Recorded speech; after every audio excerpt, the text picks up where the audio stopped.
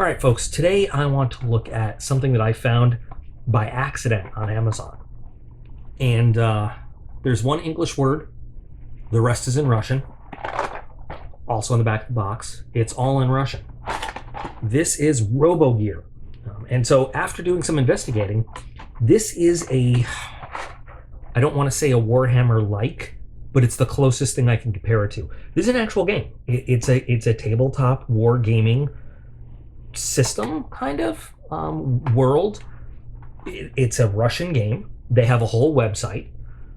It is, I don't know how to describe this, and I don't mean this in a bad way, but it's like, you know, it's if you ordered Warhammer from Wish, this is what you'd get. But it's interesting. I wanted to take a look at one of their models, at one of their pieces. They certainly don't have the wide-ranging catalog that Games Workshop Forge World has, but they have online, like I said, they have a website that is not very good because half the links go absolutely nowhere in there, but they have an online catalog that is in English. You have choices, Russian or English. It has a backstory, it actually has a lore, it has rules, it has even some like how to paint, you know. And what I did find out was that this particular model is not listed under their products at all. It's seriously lacking, but I thought it might be interesting to take a look at what they've got and how their models are, and might be interesting to build one just to see how it comes out. You know, we've done Warhammer quite a bit on this channel, Team Yankee, which I love to play when my boys feel like playing it with me. So I picked this out. $12 with free Prime shipping on Amazon.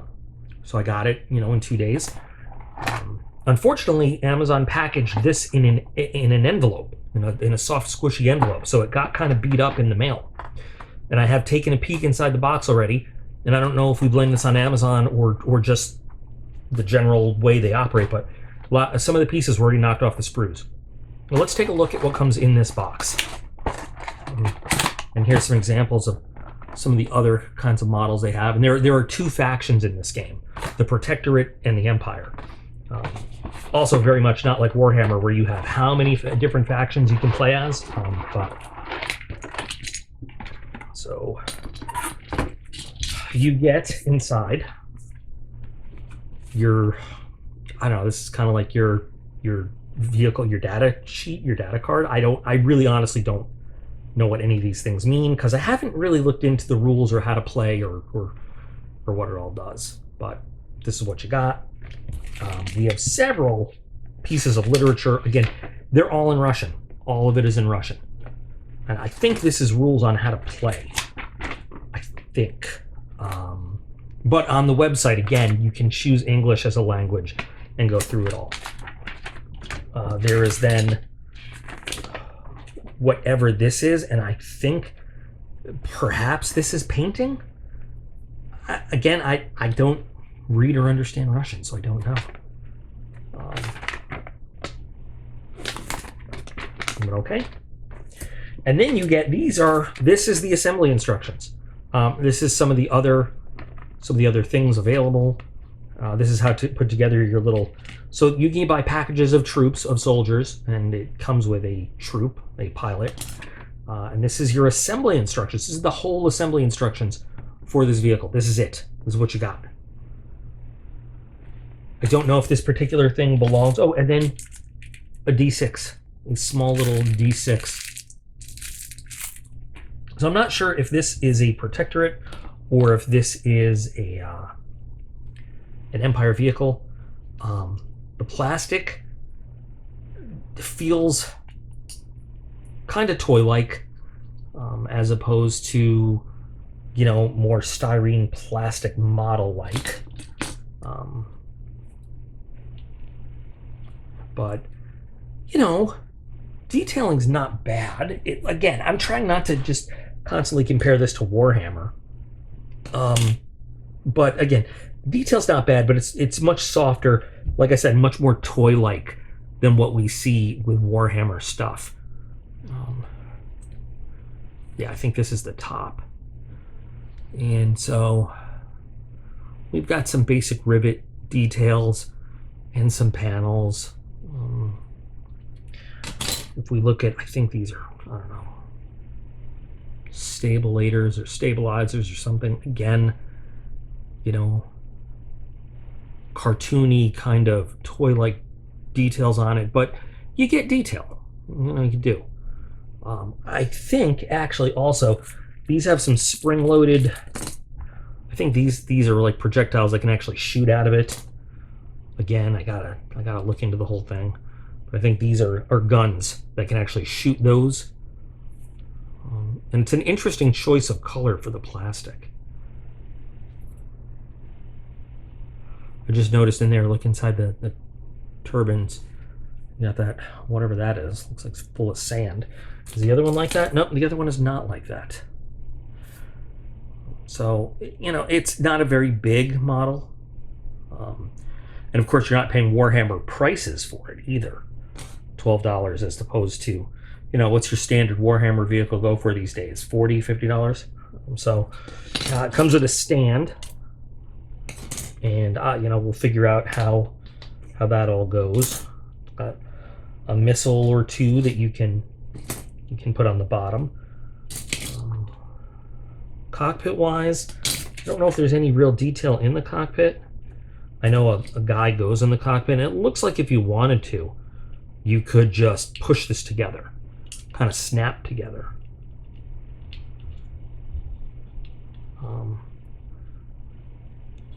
I mean, that feels like it would fit pretty securely. I don't know if we need to glue this or not.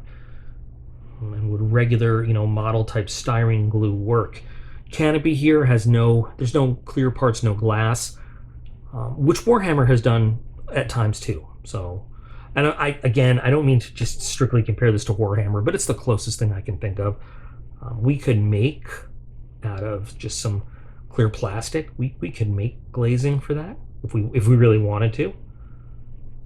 But looks like canopy opens. Detail on the figure there.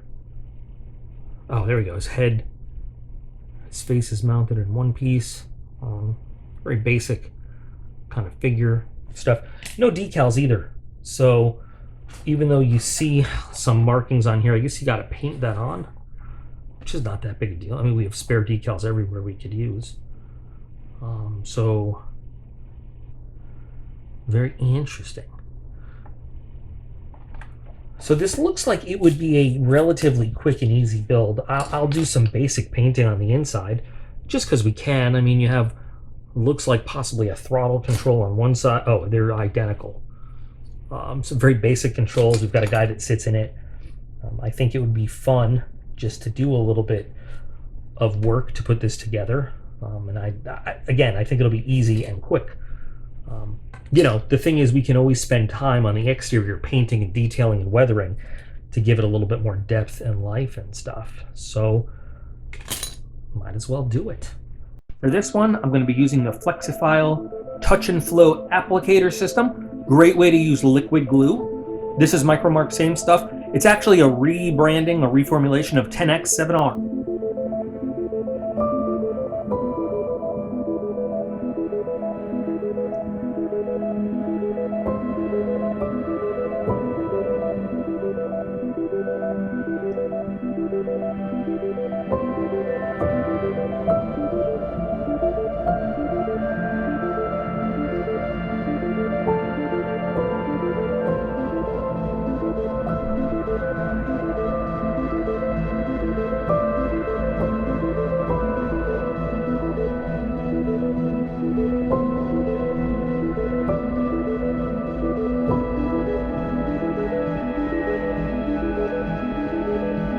Because this plastic is rather soft, more like toy plastic than styrene model plastic, gotta be a little careful cutting and sanding, because you can accidentally gouge too deep or scar it up with the sanding. So it's a little bit of a challenge as opposed to a conventional model that way.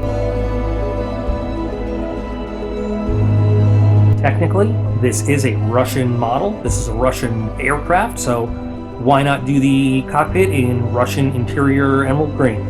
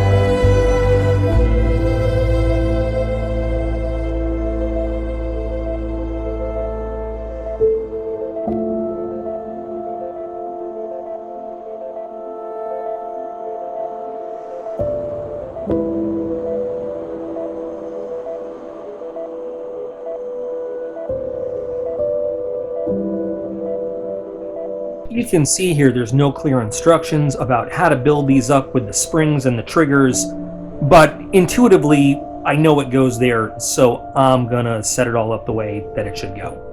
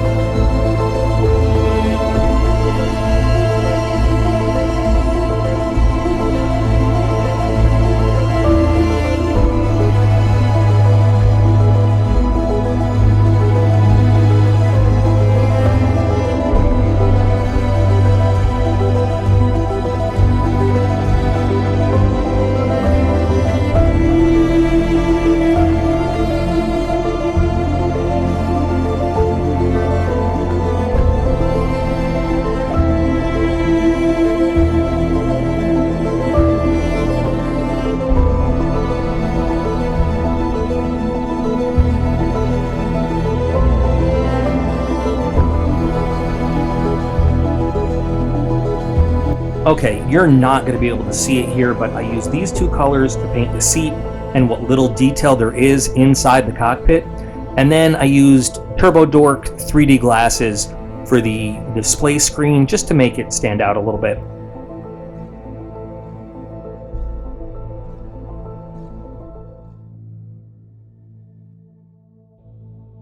I'm leaving the engines and wings unglued right now to make it a little bit easier for the detail painting later.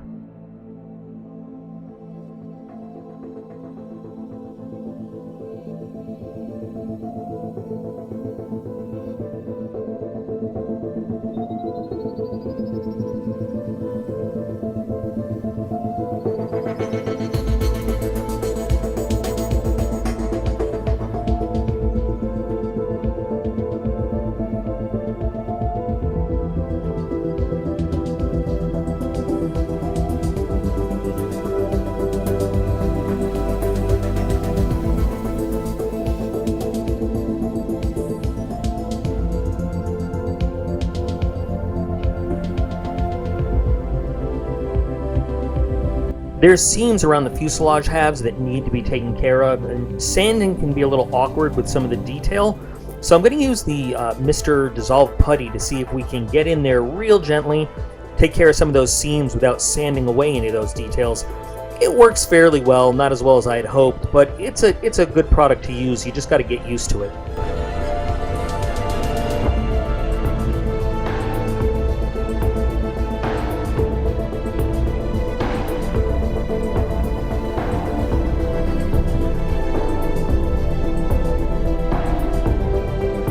Simple masking tape to protect the inside of the cockpit for painting, and that'll help us make some canopy glass later on. I started with a white primer. I'm not sure. I ended up going with one of my favorite color shift paints, which meant I had to switch to a black primer anyway. I guess I just went with a white primer thinking I was gonna do a different color scheme, but anyway, more primer is better than less, I guess.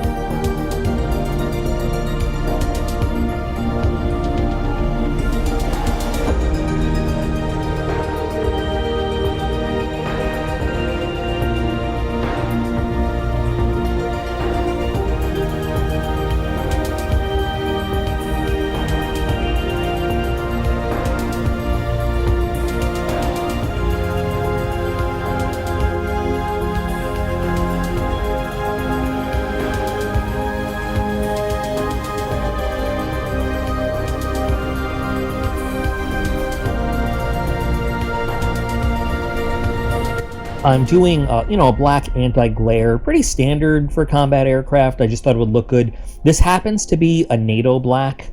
It could be any black. It's just what I had, what I grabbed first. Since I'm going to gloss coat it anyway, it really doesn't matter.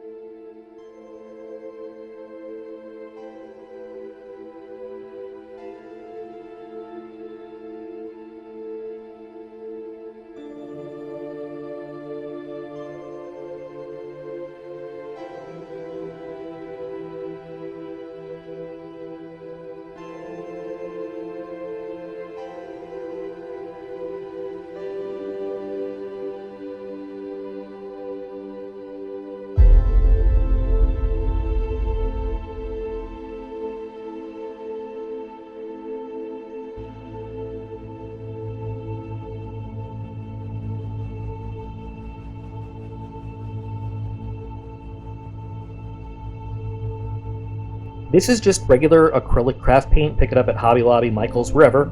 Light blue metallic. I'm going to use this to do the traditional edge highlighting that we would do on Warhammer or, any other tabletop wargaming piece.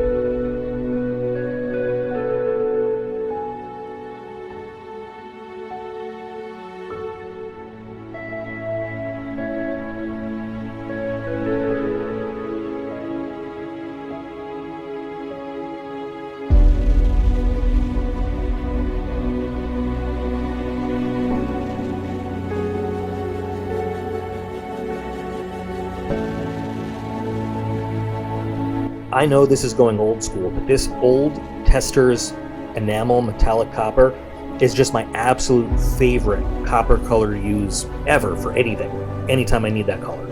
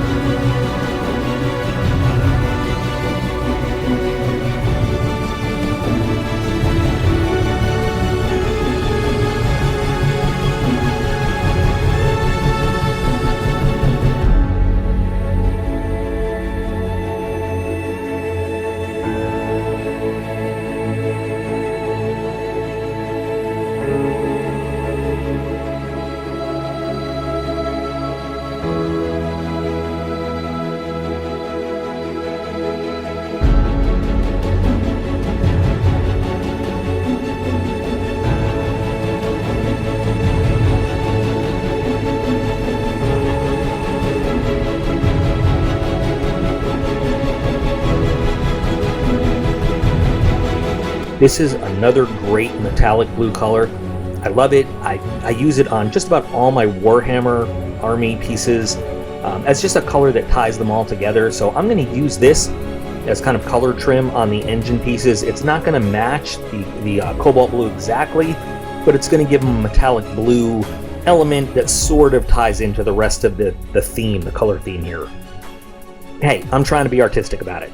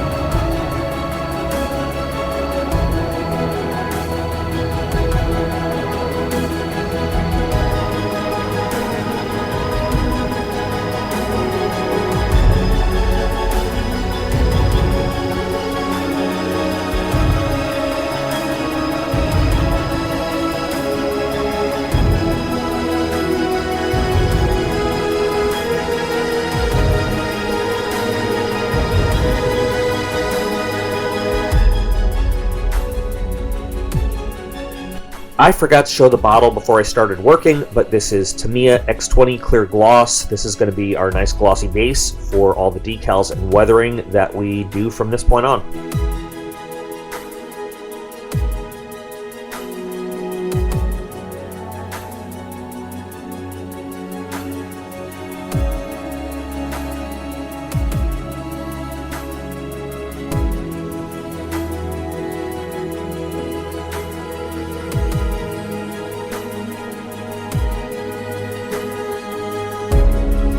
For the markings, I'm going to use some traditional water slide decals, but I'm mainly going to use these dry transfers from Verlanden.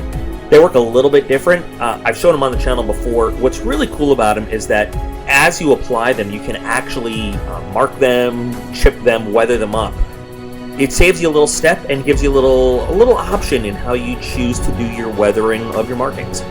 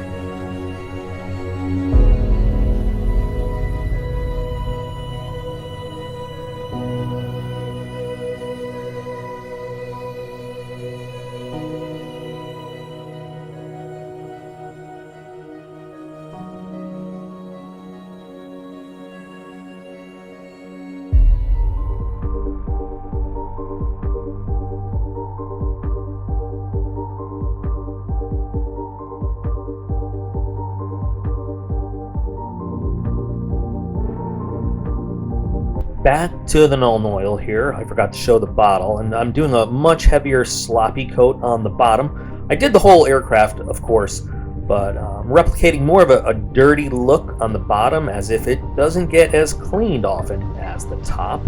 And we're going to do some work inside these engines, and just about done with using the shade as a panel liner.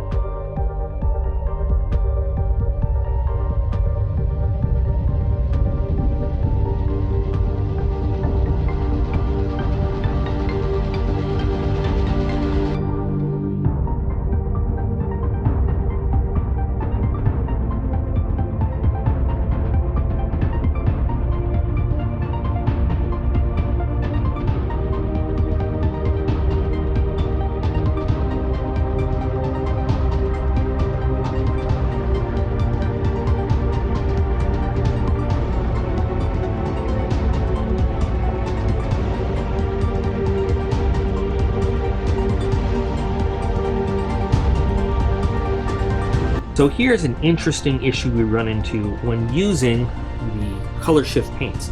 Now, I know that at this camera angle, it's really not going to show shift very well because the camera is static in relation to the model and the light. So even though I move the model around a whole lot, it doesn't really show the shift. I can do that later on by doing a shot with a camera that moves as opposed to moving the model. The thing is, we need that nice glossy coating to really show off the color shift really well. So what I'm going to have to do is selectively brush paint a flat matte onto certain areas that I don't want glossy, rather than just spraying. So what I'm going to do is I'm going to use Winsor & Newton, because that is the flattest flat that you'll ever find. I love Winsor & Newton Galleria. I'll show the bottle when I do the work, but it's all acrylic water-based, great stuff, and I'll just be brushing it onto certain areas like the anti-glare black, probably these screened areas, maybe a couple of other places, but for the most part, you know, it's going to remain shiny so that we get the color shift in there. But I also want a little bit of contrast with some non-glossy areas. We're almost done with the whole thing.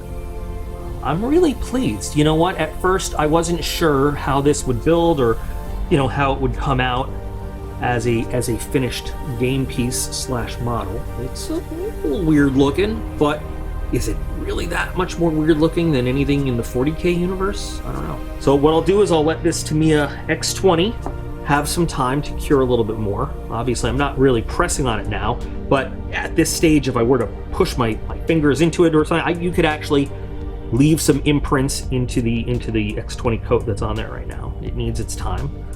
But I think it's coming out. I'm actually pleasantly surprised with the build overall and how it is able to turn into a credible game piece slash model. By the way, I did test these guns out by shooting little missiles at my son last night, just to make sure they still worked. After a little bit more time to cure, I'll get to doing some of my matte painting. And we're just about finished. I still have underwing armament to do, which I'll do the painting and detailing for that off camera, because, you know, you've seen all the techniques already.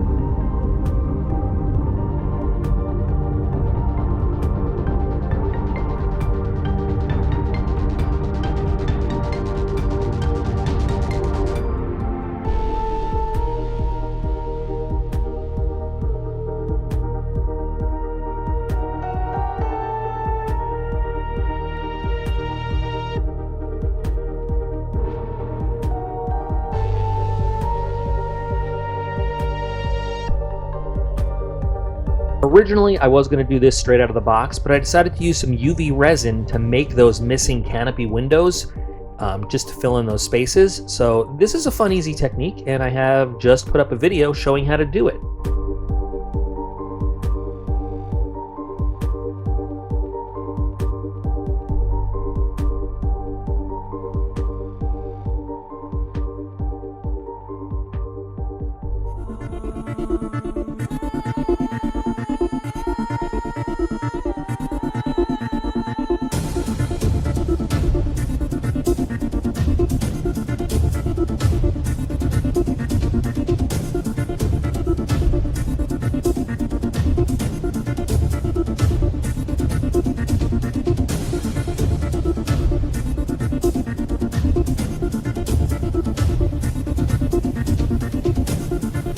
Unfortunately, the flight stand that came with this is very flimsy, and quite frankly, I broke it. So I'm gonna have to make a new one. So on Amazon, I was looking around, and Litgo, who makes a whole bunch of gaming accessories, I found this, and it's acrylic flight stands. I chose the one with the 2-inch base. I believe it's, oh, what are these? They're 2-inch pegs. They're about 5 millimeters wide, and they happen to fit just about perfect into the little socket where the ball for the previous flight stand would go. However, they are a little short, so I want them to be a little bit longer. Now, these are not cut very even on the ends. Now, I could rig up a jig so that I could get a perfect 90-degree sanding on them, but I'm going to be lazy and do it another way with some UV resin. So what I'm going to do is I'm going to take some Scotch tape, and I'm actually just going to splice these two together using the resin, because again, I am lazy and that much space in between them. But yeah, just to find that perfect, 90-degree sand so that we can just glue them together. This is going to work. This is going to get us a nice straight flight stand, and it's going to be very strong bond in the end.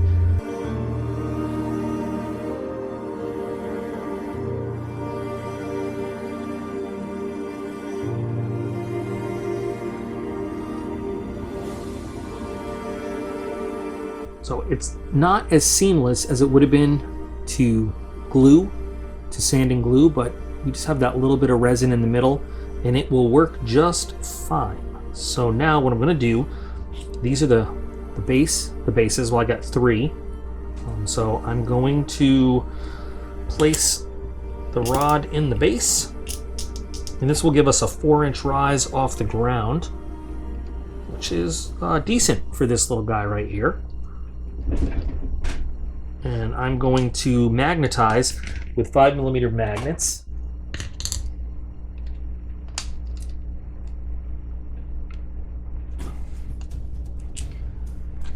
It's got a little bit of wobble to it, but you can see the magnet actually keeps it on there pretty well. Decent amount of rise off the tabletop. I think this is a nicer flight stand than the one that came with it anyway. And, at the end, when I have the actual pictures in a little photo booth, you'll be able to see exactly how it looks. I'm not going to base it or anything right now. I'm just going to leave the plain black acrylic for now anyway.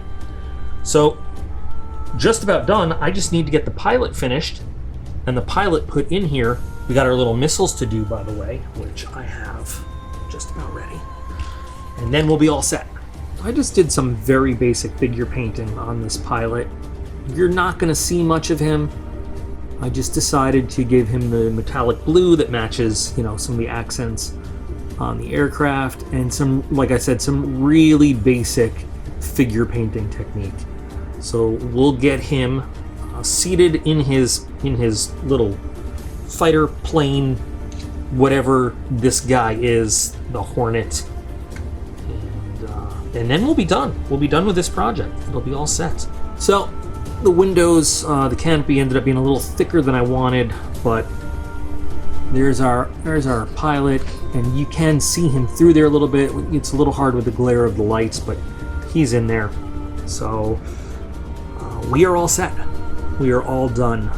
We've got the missiles on there, just some basic missiles, and you know, we've got pew and pew, and these things are, I mean, this is just fun. It makes it more of a toy than a model to have these shooty shoots, but I don't know, I guess that's part of the thing. I did some very basic weathering to add to it, and I don't know if it's going to show up in the lights, but just a little bit of gunmetal around some areas where metal will wear. And again, since the whole thing's glossy, it's going to be kind of hard to see it. You can see a little bit around the canopy, but this was an interesting little project. It's, you know, kind of fun. I noticed that one of the other ground vehicles basically is this, and you know, except instead of where these turbofan engines plug in, there's tracks, and it doesn't have wings, and it doesn't have the tail section has some. But anyway, they recycle a lot, but it is you know, not a terribly complicated build, and you know, depending on how model like you want to make this as opposed to game piece, you know, you can have some fun with it. Unfortunately, like I said, I can't, you know, their website is terrible. I don't know, there's not a lot of different pieces to choose from for the two different armies. There's, you know, the rules, I don't know. I just wanted to build the model and see how it came out. And it is, you know, when it's finished and detailed and painted, it is an interesting little guy, little aircraft. So I don't know if you know, would you folks like to see me work on another one of these from the same, you know, Robogear series? You let me know. Like I said, I intended to do this straight out of the box, but I had to just put a little bit more into it, you know, because it was just lacking. So I added just a couple things to it, just a couple things, not much. I like the flight stand. I like the magnet on the flight stand. I think that did pretty well, but it is you know, it's not up to the standards of some other modern gaming systems. Definitely not Games Workshop. Definitely not Forge World or Battlefront or, you know, anything like that. But it's doable. It's passable. You can have a little bit of fun doing this model. You know, and if you're willing to put a little bit more work into it, you can have a little bit more. So please let me know what you think of the finished product. Again, if you'd like to see another build from this series, I'll pick one out, do it. For all you guys building your own out there in YouTube land, keep building them, build them well, and I'll see you with another project real soon. Meow.